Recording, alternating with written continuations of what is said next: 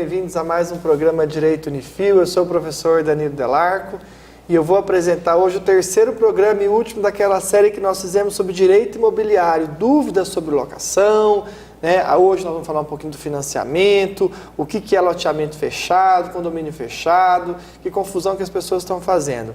E quem está aqui nos nossos estúdios para tirar as nossas dúvidas, esclarecer as nossas perguntas, é o professor William Gomes da Silva. Ele é advogado, professor do curso de Direito da Unifil. Professor William, mais uma vez obrigado pela sua presença. Eu agradeço.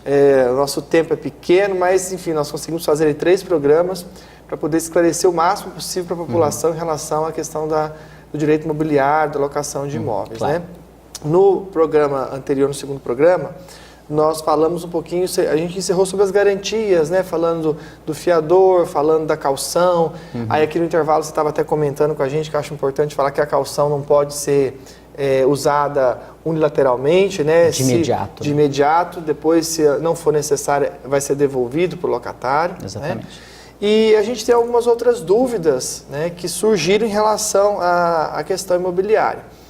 Antes de falar um pouquinho do financiamento, que eu sei que muita gente tem algumas dúvidas, explica para a gente o termo loteamento fechado e condomínio fechado. O que é isso? É a mesma coisa, não é? Que confusão que as pessoas fazem? Certo. O condomínio fechado e loteamento fechado, as pessoas... existem alguns pontos característicos. O loteamento fechado ele é regulamentado pela lei de parcelamento de solo, tá? E o condomínio fechado ele é regulamentado pela lei de condomínios, em que uma das principais distinções entre um dos institutos e o outro é que no condomínio fechado você tem a possibilidade de ter o controle de entrada e saída e impedir o acesso se não for autorizado por proprietário. Até porque no condomínio fechado nós temos as unidades privativas e nós temos áreas comuns. Em que cada proprietário da unidade privativa ele é detentor de fração ideal em relação à área comum como um todo. Então, nessa perspectiva, só tem acesso a entrada e saída dentro do condomínio se houver autorização do proprietário, dos proprietários, que são um dos direitos inerentes à propriedade, que a gente reconhece no direito das coisas, no direito da propriedade. Quando se fala em loteamento fechado ele permite não um impedimento de acesso, até porque o loteamento fechado ele não transmite para os proprietários de determinados imóveis direito a uma área comum. O que existe é um contrato administrativo firmado com a administração pública, em que os proprietários dos imóveis localizados neste loteamento fechado, eles passam a cuidar e podem cobrar contribuições dos moradores daquele loteamento para uma melhor... para melhorias efetivamente Isso poderia acontecer num bairro novo de uma cidade? Exatamente. Então não é um condomínio fechado, mas os proprietários poderiam fazer um sistema de loteamento fechado. Justamente. As ruas em tese são públicas, exatamente, as pessoas poderiam frequentar, mas como se trata de um bairro, os moradores se organizam para poder cuidar ali, às vezes pega contribuição dos proprietários. Exatamente. Seria isso. E aí acontece, qual que é o grande problema, a grande problemática que nós verificamos hoje em dia? As pessoas nominam um loteamento fechado como condomínio. Não é condomínio, tá? Ele pode até ganhar essa denominação. Tem até algumas características parecidas, exato, mas... Tem características que são específicas de um caso e de outro. E no caso do loteamento fechado, o que existe são contribuições que têm que ser estabelecidos um regimento, tem que ser estabelecido o valor a título de contribuição por cada proprietário, por exemplo, para vigilância. Nós sabemos que hoje a segurança no Brasil ela está muito complicada. E aí, para permitir uma maior segurança daqueles que moram num loteamento fechado, que, aos olhos da lei, com exceção do controle de entrada e saída e desse contrato administrativo firmado com a administração municipal, ele é idêntico, praticamente. A única coisa que muda é que no loteamento normal, loteamento comum, não existe controle de entrada e saída naquele agrupamento de imóveis, no caso. E já que você tocou no assunto, uma dúvida que até já foi me colocada algumas vezes, é o seguinte, no caso de um condomínio, tá? O síndico normalmente é eleito, né, ou é contratado para poder administrar o condomínio. Perfeito. A assembleia, né? Qual que é a importância da Assembleia Geral? Por exemplo, o condomínio normalmente tem um estatuto ou regimento com as suas regras básicas. Perfeito. Né? mas às vezes os condôminos percebem que algumas coisas estão acontecendo, eles gostariam ou de alterar esse estatuto ou de criar alguma regra que às vezes nem nele está prevista. Tá. A assembleia, quando o síndico, né, vamos fazer assembleia, vamos fazer reunião de condomínio, essa assembleia tem força para fazer alteração de estatuto ou para acrescentar alguma regra? Bom, veja bem, a lei dos condomínios, tá, que é de 64, ela estabelece, agora juntamente, ela foi sucedida pelo Código Civil, em alguns pontos ela ainda vige, vamos dizer assim, subsidiariamente. Mas hoje o que regulamenta a questão do condomínio é o Código Civil. Dentre as modificações que podem ser implementadas dentro de um condomínio, existem algumas que um quórum simples é suficiente para aprovação em assembleia e outras dependem de unanimidade. Então, por exemplo, alteração do estatuto, ele depende da unanimidade. Reforma da fachada de um condomínio, ele tem um quórum específico. Então, quer dizer, não é toda e qualquer modificação que possa ser aprovada pela Assembleia com qualquer quórum. Para que o nosso telespectador entenda, quórum, quando eu me refiro, é a quantidade de pessoas exigida para aprovação, para votação. É o chamado quórum de instalação da Assembleia, e existe o quórum de aprovação, que é a quantidade mínima de imóveis, no caso de proprietários ali, para que se possa aprovar uma determinada modificação. E quem é locatário, desde com a procuração, ele pode votar ali e participar dessa Assembleia. Exatamente, desde que munido de procuração.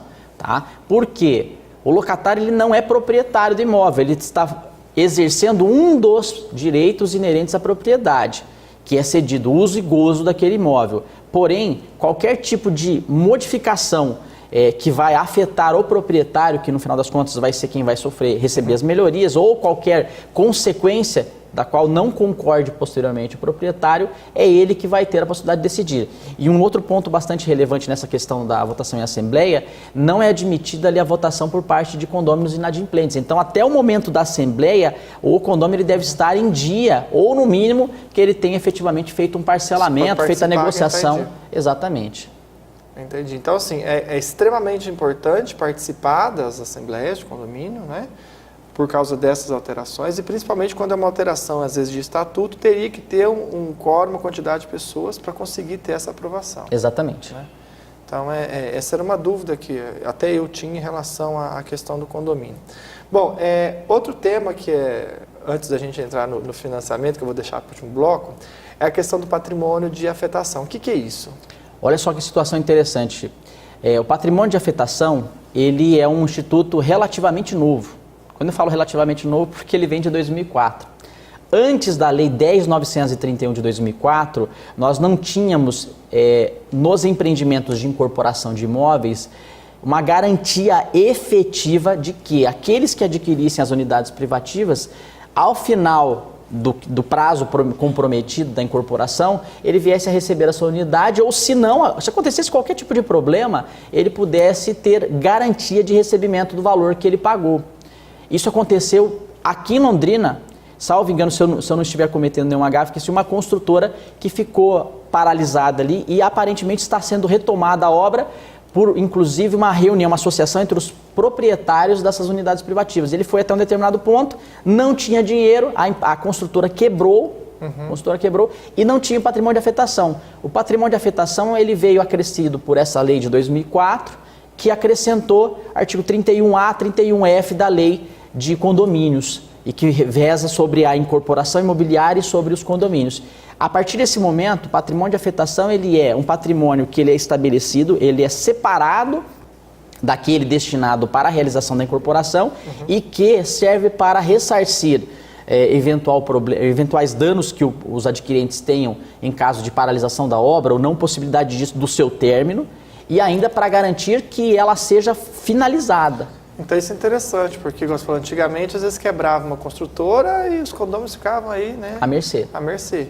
Já tive processos assim que as pessoas não conseguiam receber para o cliente até hoje, de anos e anos atrás. Então hoje, no caso as construtoras, né, ou as incorporadoras, elas têm que ter um patrimônio separado, que seria para assegurar que quem comprou aquele apartamento ali individual, na planta ou não, ele ou tem um ressarcimento ou eles consigam concluir a obra. E só uma observação importante, nos ditames da lei de incorporação imobiliária de condomínio, que hoje ela mais se aplica no que tange às incorporações, A letra da lei diz que o incorporador pode constituir patrimônio de afetação. Ah, não, ela obrigado. não necessariamente acontece. Eu achei que ele era obrigado.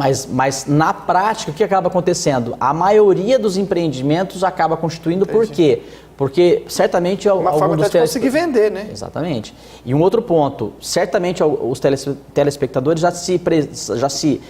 já presenciaram efetivamente o quê?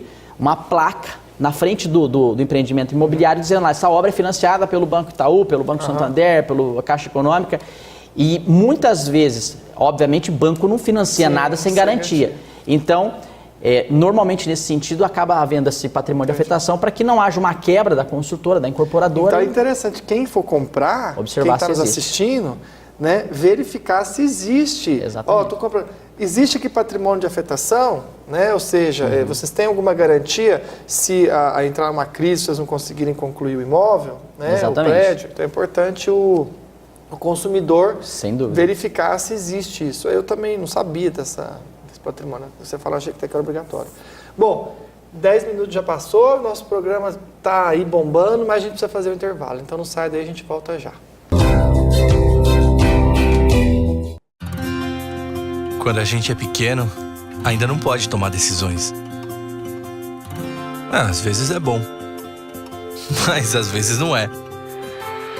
Porque no fundo, todo mundo gosta de ser dono do próprio nariz. Aí a gente cresce e vai ganhando mais discernimento. A vida começa a apresentar novas escolhas. Algumas que só a gente pode fazer. Decisões que vão influenciar todo o resto das nossas vidas. Por isso, quando a gente encontra alguém capaz de ajudar, entender e respeitar nossas escolhas, lógico, fica mais fácil tomar a decisão. E eu já decidi.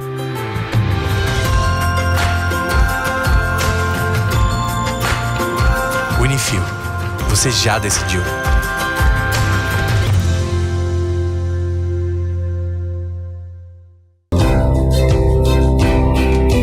Olá, voltamos a apresentar o programa Direito Unifil, o último bloco do nosso programa, do último programa sobre direito imobiliário. Quem está aqui com a gente é o professor William, professor do curso de Direito da Unifil, está nos ajudando, esclarecendo várias dúvidas sobre direito imobiliário. Professor William, nós encerramos aí o bloco anterior falando sobre o patrimônio de afetação, que eu achei extremamente importante para quem vai adquirir hoje um imóvel, né? Para ficar atento se a empresa tem esse patrimônio, para assegurar a construção do imóvel. E agora vamos falar um pouquinho do financiamento, né? Como é que é essa questão do financiamento? A pessoa vai lá, normalmente os brasileiros, a sua grande maioria de classe média às vezes um pouco alta, quer financiar um imóvel, não tem condições de pagar à vista, o cara vai fazer o financiamento. A gente sabe que ele vai passar por todo um processo de apresentação de documentação, né? Independente do banco que ele for escolher para fazer o financiamento, seja financiamento integral, seja financiamento parcial, vai depender de valores e tal, né? Mas que cuidados que ele tem que observar, como é que funcionam essas regras, e se ele não conseguir pagar esse financiamento depois, ou o que deve ter acontecido com alguns dos nossos telespectadores, a pessoa fez um financiamento, aí perdeu o emprego, não consegue pagar, como é que fica isso? Ela perde o imóvel? O que dá para ela fazer para ela conseguir aí recuperar esse imóvel, conseguir manter ou às vezes ressarcir, né, valores que já foram pagos? Como é que fica isso? Bom, vamos lá, Danilo. Em relação à questão do financiamento do imóvel, que a pessoa não dispõe do valor dos recursos integrais para fazer o pagamento. Uma questão importante antes de chegar na questão do financiamento é que o preço é estabelecido no momento em que é ofertado o imóvel e, evidentemente, aquele preço que consta do contrato de compromisso de compra e venda é o valor para pagamento à vista. Se a pessoa não faz o pagamento à vista, vai ter a incidência, se for um imóvel novo, do chamado INCC, Índice Nacional da Construção Civil, que é a atualização do valor inicial que foi passado para o proponente adquirente. E aí, evidentemente, no momento em que houver a liberação do valor pelo financiamento ou o pagamento à vista da diferença, paga-se a entrada, paga-se o sinal do negócio, e aí, posteriormente, existe o pagamento do saldo do preço ali do imóvel. Se, independentemente, foi feito à vista a segunda parcela, que seria o saldo, ou mediante financiamento, esse valor ele vai ser acrescido do chamado INCC. Por quê? Isso para imóvel novo. Exatamente. No caso de imóvel usado, não pode ser cobrado o INCC, mas pode ser cobrado outro índice de atualização monetária. Porque o valor que era no momento da oferta, ele evidentemente, ele não necessariamente ele é o mesmo ao momento da quitação do preço. Em relação à questão das formas de financiamento e a impossibilidade de pagamento, os bancos, de certa forma, indiscriminadamente, eles têm feito sempre um contrato chamado de alienação fiduciária em garantia. Característica desse contrato: a garantia ela incide sobre o próprio imóvel e, diferente da tradicional e antiga hipoteca que incide sobre o imóvel, é muito mais viável para as instituições financeiras o contrato de alienação fiduciária. Por quê? Porque em caso de inadimplemento, ele simplesmente constitui o proprietário, o adquirente no caso, em mora... ainda é eles, né? Porque exatamente. É o nome deles, até você quitar. Exatamente. Né? Aí o que acontece? Faz a constituição em mora do adquirente, no caso do mutuário, aquele que adquire o empréstimo para aquele fim, né? E caso não haja a quitação ou adimplemento da diferença, o que acontece? A instituição financeira ela tem autorização para vender em leilão extrajudicial. Não precisa nem de ação judicial. Porque está no nome dela. Exatamente. O cara prestou o dinheiro. Exatamente. Tá, é a chamada propriedade resolúvel, né? Você tem ali uma situação ali que o sujeito ele adquiriu, mas enquanto ele não quita, ele não tem a transferência para o nome dele. Então, a própria instituição financeira, que é o credor fiduciário, ele pode fazer a venda. Quanto tempo, assim, mais ou menos, que eles fazem isso? 3 meses, mais ou menos? 3 parcelas? Olha, que é isso? não existe uma praxe específica, Depende tá? da instituição. Basta que ele esteja atraso, mas pressupõe para que haja essa venda extrajudicial que ele faça a notificação do devedor. Aí pode negociar. Pode negociar, sem dúvida. Normalmente eles tentam a negociação, né? Sim, pelo seguinte, porque nós sabemos que o Brasil ele vem se recuperando gradativamente de um processo de crise muito grande. Até para vender vai ser difícil depois. Exato. E não só por isso, Danilo, mas também pela questão do seguinte, o banco, ele ganha com a remuneração dos juros e a atualização monetária. Então não é necessariamente viável você ver uma pessoa que está num momento de crise financeira agora, mas que ele tem condições de arcar, tem potencial para arcar, para quitar aquele débito, seria inviável você despender arcar com uma despesa grande para a alienação do bem, você vai ter algumas despesas, evidentemente, sendo que o sujeito, ele pode, o adquirente, ele pode colocar em dia, pode purgar aquela mora num prazo relativamente curto. E essa pessoa, então, teve um problema, ficou desempregada, não está conseguindo pagar, e o valor que ela já pagou? O valor que ela já pagou, a questão é a seguinte: se ele ficou desempregado, você pode fazer a resolução do contrato por descumprimento? Pode, só que aí existem as condições da concessão ali do crédito. Se na venda do bem, olha só que situação interessante, se na alienação do bem o valor auferido com a venda extrajudicial não for suficiente para pagar o saldo devedor, para quitar o saldo devedor, ele vai ficar devedor da diferença. Nossa, ele perde o que ele já investiu. Exato. E ainda, se não quitar tudo que estava devendo, ele continua devendo ainda. Por isso que é importante tomar o seguinte cuidado. Primeiro, cláusulas abusivas nas relações contratuais. Isso aí é muito comum. O banco, ele não empresta dinheiro, ele não cede dinheiro por mútuo para perder. Jamais. Só que existem encargos que muitas vezes oneram demasiadamente o contrato e, nesse sentido, atrasou 1 ou 2 parcelas, sobe lá em cima o valor da parcela e não vai conseguir pagar nunca mais. Vamos dizer assim, nos percentuais de encargos, no caso de resolução é por fim ao contrato antes mesmo do seu cumprimento efetivo. Ele vai arcar com algumas taxas em caso de resolução do contrato, ou mesmo, melhor dizendo, a resilição. Né? Existe um distrato. Mas ele pode questionar judicialmente. Pode questionar, judicialmente. Por isso que às vezes as parcelas caem drasticamente, até a proposta que o banco faz para acordo cai. Sim. Porque existem cláusulas abusivas. Exatamente. Ali. Mas e o mutuário é um consumidor. É um consumidor. Né? Vai estar no Código de Defesa do Consumidor, sim, essa regra. Sim. E aí tem que tomar muito cuidado com isso, porque muitas vezes você fazendo uma revisão ali do instrumento contratual de financiamento, você verifica várias abusividades. E aí, ajustando por meio de uma ação judicial, você consegue reequilibrar. O ideal, então, para quem está nos assistindo, por mais leigo que seja, teve um problema, ali vai atrasar um mês, o ideal seria ir atrás do advogado, para poder ser orientado corretamente, até mesmo o advogado analisar se aquilo que está sendo cobrado ali é correto ou não. Exato. Né? Porque se a pessoa for deixando, às vezes a dívida fica absurda, fica impagável. Não vai conseguir pagar, o banco vai colocar, então a pessoa precisa se organizar e correr atrás logo. Exatamente. Uma solução que vem sendo encontrada é muitas vezes o sujeito ele aliena os direitos do imóvel e aí apresenta para o banco, para a instituição financeira credora, um contrato de cessão de direitos cessão do contrato, vem um outro adquirente, outra pessoa. ele adquire, obviamente, desde que não seja um contrato específico, por exemplo, do sistema Minha Casa Minha Vida, que pressupõe condições específicas, e aí existe a possibilidade dessa cessão do contrato. Se for Minha Casa Minha Vida, aí tem que tomar cuidado, que são situações peculiares. Exatamente, né? muito cuidado com isso. Tá. Professor William, muitíssimo obrigado pela tua participação. Né? Nós precisamos aí gravar 3 programas para conseguir esclarecer as dúvidas, né, da população. E eu ainda acho que muita gente deve ter ficado com dúvida, né? Mas é só ir lá no Núcleo de Práticas Jurídicas da Unifil, né? O professor ele atende lá, ele é professor do curso de Direito, nós temos vários professores no Núcleo de Práticas Jurídicas que estão disponíveis aí para a população, principalmente a população de baixa renda, que não tem condições de contratar um advogado. A Unifil está aberta para vocês irem lá, tirar dúvida, marcar com os nossos alunos, que são orientados por esses professores. Tá? E parabéns mais uma vez, o seu professor do curso de Direito, nota 5, né? E a gente fica muito feliz com essa conquista, que demonstra realmente a excelência do curso de Direito, a competência dos professores, do nosso coordenador, né, de toda a faculdade, de toda a equipe. Tá? Estou aqui, como é o primeiro programa que eu gravei depois da nota, então parabenizo você em nome de todos os professores, do professor do curso de Direito, professor Osmar. Né? E nós vamos encerrar o nosso programa, mas não se esqueça que nós temos pós-graduação. Pós-graduação em Direito Imobiliário, Direito Penal, Direito Civil, Direito do Trabalho, Direito Previdenciário e Perícias Judiciais. Vai fazer uma pós-graduação, vem fazer na Unifil, que te dá direito a mais de uma certificação. Tá? Agradeço muito a sua audiência, continue nos assistindo, um abraço e até mais.